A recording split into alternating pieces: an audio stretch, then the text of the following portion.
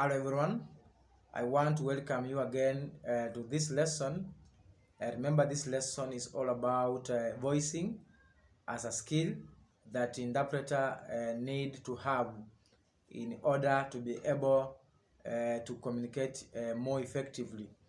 Remember one thing, that voicing, as it may sound, is the translating of signed information into a spoken language.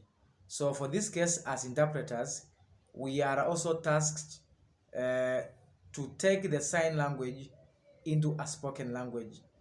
In most cases, most of the interpreters only take the spoken language into sign language, but it's also a factor. It's also necessary for us as interpreters to understand both ways, that you can be able as an interpreter take a spoken language into a sign language and take sign language into a spoken language. But I want to tell you one thing, that as interpreters, as we take this sign language into spoken language, the spoken language might be Swahili, English, or any other language.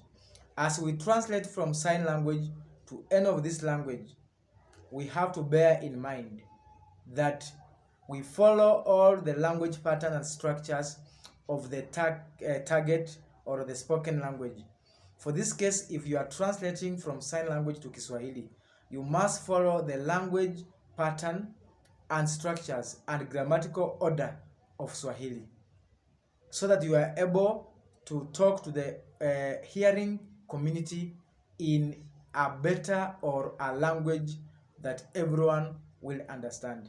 So take note that we not only get words or signs from sign language and put them the way they come, but we have to organize these words from sign language using appropriate conjunctions, form and make the message flow in the target language. For this case, as interpreters, we must be able, before we start voicing, we must be able to understand the language in which we are going to voice, so that we avoid unnecessary embarrassment and, of course, giving wrong information to the hearing community for this case.